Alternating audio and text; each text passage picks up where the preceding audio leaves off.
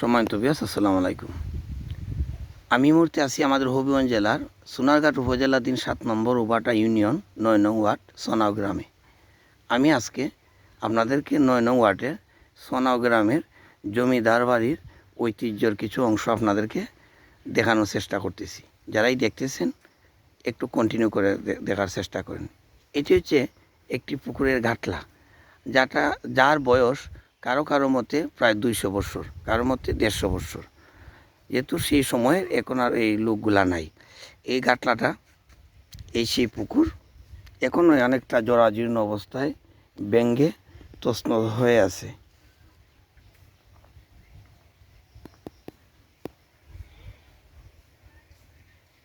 আমি আপনাদেরকে সামনে অংশটা নিয়ে দেখাই।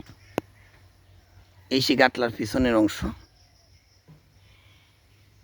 আপনারা আরও আশ্চর্য হবেন, এই যে ইটগুলা দেখতেছেন, এই ইটগুলা সিমেন্ট এবং বালু নয়, ইটগুলা হচ্ছে আপনার চুন এবং সিটার মাধ্যমে এই ইটগুলারে জয়েন দেওয়া হয়েছে। এই যে ইটগুলা, এগুলা চুন এবং সিটা। তখনের সময় সিমেন্ট ছিল না।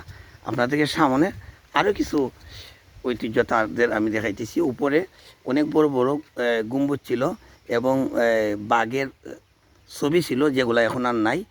আর অনেকগুলাই অনেকে ভাবছে যে জমিদার বাড়িতে যে বড় গম্বুজের মধ্যে অনেক কিছু রত্ন পাওয়া যায়, তাই অনেকগুলা ভেঙে নিয়ে গেছে। আমি সামনেকে আপনাদেরকে আরেকটা জিনিস দেখাইতে। এটি হচ্ছে ডুল মন্দির। এই মন্দিরে আপনারা জানেন বাংলাদেশের যে একটি কী হয়, বান্নি হয়, এই বান্নির আগে এই মন্দিরে ডুল দেওয়া হয়। আর এটার পরেই কিন্তু 13 দিন পরে এই ডুল পূজার 13 দিন পরে বান্নি হয়। সারা বাংলাদেশে হিন্দু সনাতন ধর্মীরা এইভাবেই পালন করে আসছে। আর ওদের ঐতিহাসিক যে ডুল মন্দির, এটার বয়সও প্রায় 150-200 বছরের কাছাকাছি। আমরা সামনের অংশটা আপনাদেরকে দেখানোর চেষ্টা করতেছি। এই হলো মন্দিরের সামনের অংশ। প্রতি বছর এটাকে জাঁকজমকপূর্ণ করা হয়, এটা পরিষ্কার করে রং করা হয় এবং খুব সুন্দরভাবে ওরা ওদের ধর্ম অবলম্বন করে। এই হলো রাস্তা। এটা সোনাও জমিদার বাড়ির সামন দিকে একদম যে রাস্তা, এই রাস্তার পাশে কিন্তু এই ডুল মন্দিরটি অবস্থিত। আমি তাদের বাড়ির কিছুটা অংশ দেখাইতেছি। এটি হচ্ছে তাদের পূজা মণ্ডপের ঘর, তবে এটি নতুন। কালের বিবর্তনে আগে প্রায় সময় কয় নদীর পাশাপাশি যেহেতু এই গ্রামটি ভাঙ্গন দেখা দিত এবং অনেক ঘর বাড়ি অনেকগুলো নষ্ট হয়ে গেছে। এই তাদের বাড়ির অংশ এরিয়া, যদিও বিশাল এরিয়া আপনাদেরকে আমি দেখাই, কিন্তু সেই অনুপাতে ওদের জমিদার বাড়িতে লোকের সংখ্যা একেবারেই কম।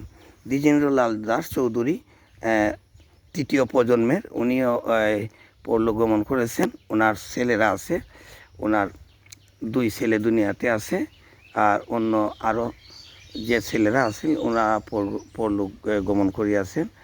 আর এই যে বাড়িটা দেখাইতেছি দ্বিজেন্দ্রলাল দাস চৌধুরীর বাড়ি, যার ছেলেরা বর্তমানে বুক করতেছে।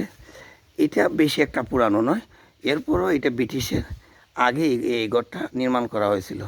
কালের পরিবর্তে আস্তে আস্তে এটা বিভিন্ন ডিজাইন বিভিন্ন রং দিয়ে রাখা হয়েছে, কিন্তু নতুন করে এখানে আর ঘর করা হয়নি। আমি সামনে আরেকটা অংশ দেখাইতেছি। আমি দ্বিজেন্দ্রলাল দাস চৌধুরীর বর্তমান যে এরিয়া, এই এরিয়াটা দেখানোর চেষ্টা করলাম।